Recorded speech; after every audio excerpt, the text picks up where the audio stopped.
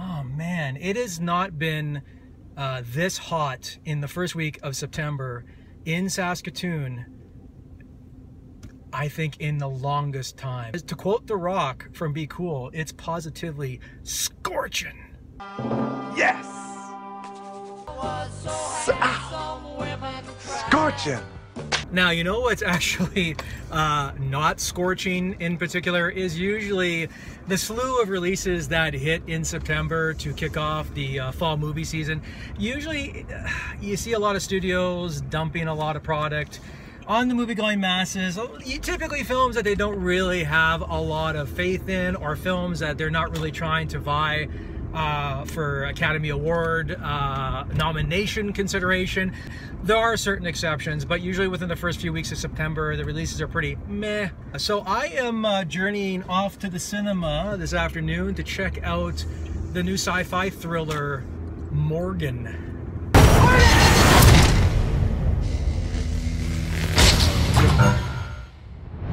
Where's Morgan?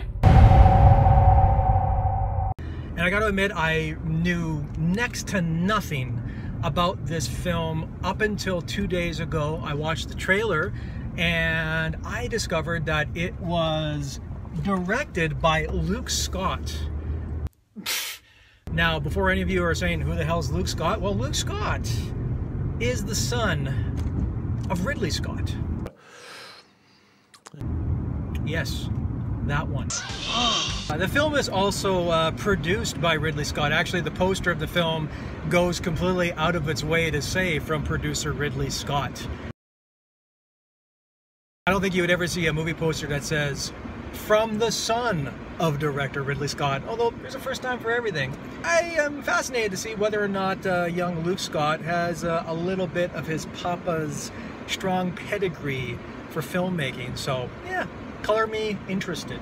So I'm on my way to the cinema. I'm gonna screen this bad boy. I'll be back with a review.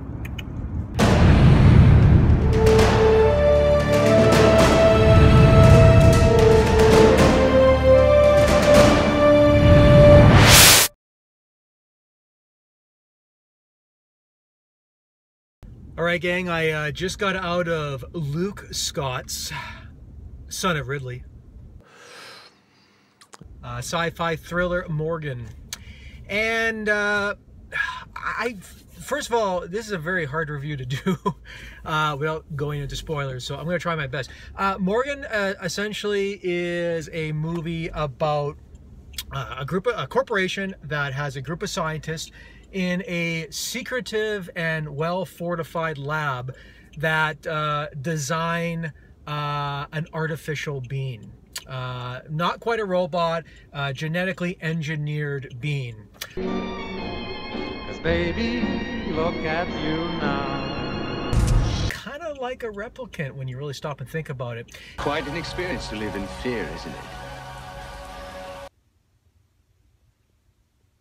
You kind of have to think, you know, when has it ever been a good idea in a movie for a group of scientists in secret, in a secret location, and in a well-fortified location, to create an artificial being? This never works out well in most movies.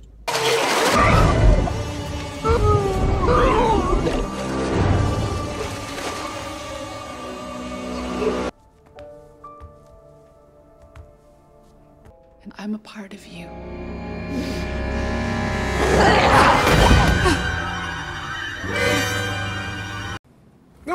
No. Mm-mm.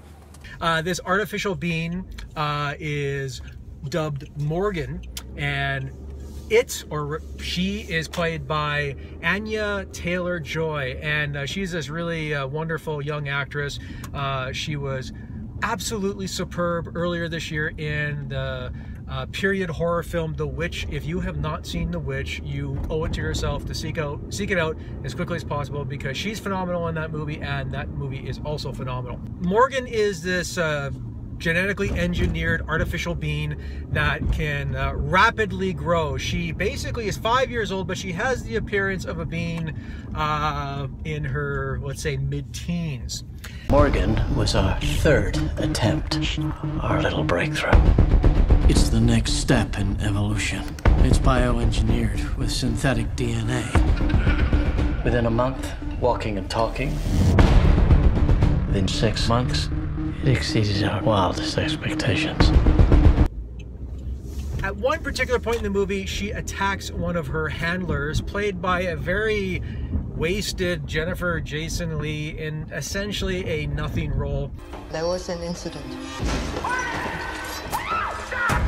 The corporation behind this whole scientific experiment decides to send in a risk assessment manager who is played by Kate Mara, and she goes in to try to assess the inherent dangers of letting this experiment continue and whether or not there really is any safe and potential profit motive from letting the continued research into artificial intelligence continue. Doctor, this is Leigh Weathers from corporate. I'm just looking for some information about Morgan. Hello, Morgan. How are you feeling? I'm feeling not quite myself.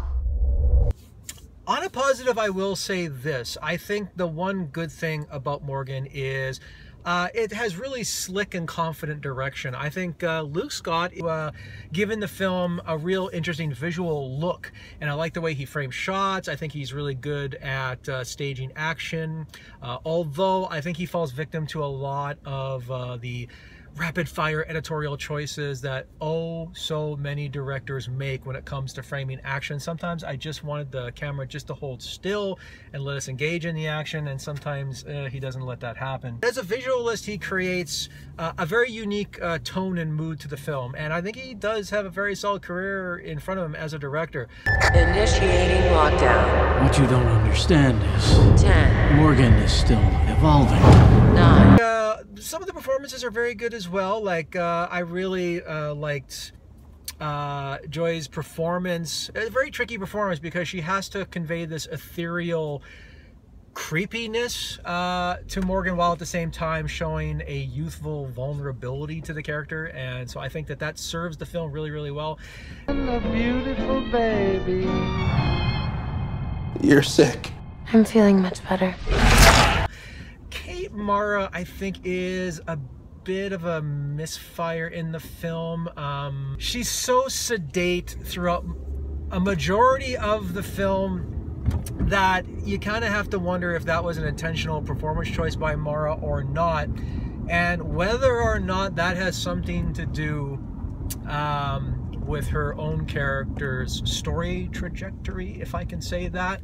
I haven't seen really a Kate Mara performance that has really, especially a movie performance that has really come out and said, wow, she has a lot of range and a lot of personality as an actress. I find her to be kind of a blank slate in a lot of her film roles. I think she's done good work on television, like in House of Cards, but she's yet to prove to me that she's on the same cinematic pedigree, same level that her more famous sister is. And then there's some other interesting performers, like Paul Giamatti shows up in probably the best scene in the entire film as this psychologist who has to perform this very compelling interview with Morgan. You feeling a little sad, Morgan? Yes. Do you like it here? Yes. What do you like about it? It's one of the very few times in the film that it actually really develops, let's say, an unpredictable, pulsating sense of unpredictability. I mean, you think it's normal for friends to lock each other in cages? What would you do if I recommended that you should not be allowed to leave this room? What if I recommended that you be terminated? We should end this. Answer me! What would you do? Ultimately, the real big problem, though, with Morgan is that this is yet I mean, there's been so many films about man playing God and creating life that you really have to do something really fresh and invigorating with that type of thematic material in order for it to really hold and maintain my interest. Now, Ex Machina from last year certainly did that, and that was a really strong example of thoughtful and contemplative thinking man science fiction. That's why I responded so favorably to Ex Machina. Morgan is really, not only does it sort of have a superficial resemblance to Ex Machina, especially in terms of the way its story is constructed, but it really is the poor man's ex machina when it really boils right down to it, because it, you know, it reaches a point where just where you think it's going in some very intriguing areas with the whole notion of Morgan as a creation and as a character,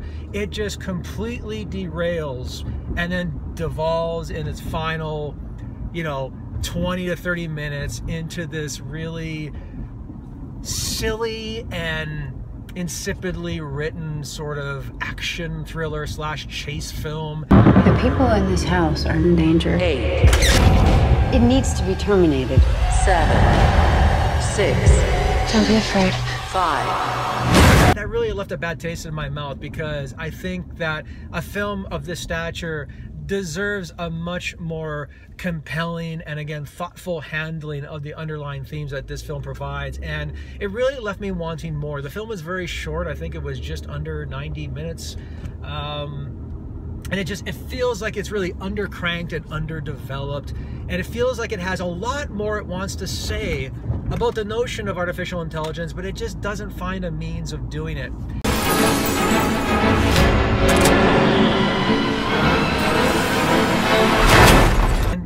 I can't even begin to get started on the ending of this film, because it does end with a plot twist that, quite frankly, is a complete and utter cheat.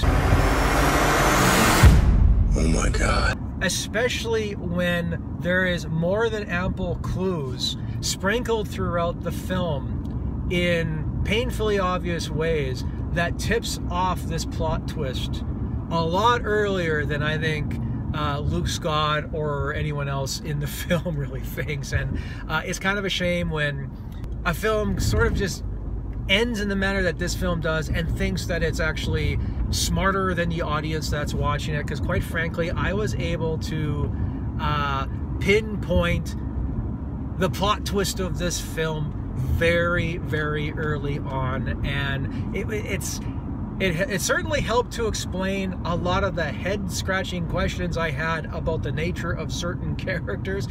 I think you'll know exactly what I'm talking about when you see it. So all in all, Morgan, I think, shows Luke Scott as a very assured filmmaker. I think if he's allows himself to be teamed up with better screenwriters and a much better script, then I think he's certainly capable of making good films going forward. Unfortunately, I think Morgan is just, as far as this type of film goes and the strong litany of, you know, AI science fiction films go, this film's kind of forgettable, and I really disliked where it went in its final 20-30 minutes. So there you have it. There's my review of Morgan. Let me know in the comments below what you thought of the film if you saw it. Don't forget to hit the like button. Also, if you can hit that subscribe button, I would sincerely appreciate it. Thank you very much for watching, and I'll see you at the movies, everybody. I'm starting to feel like myself.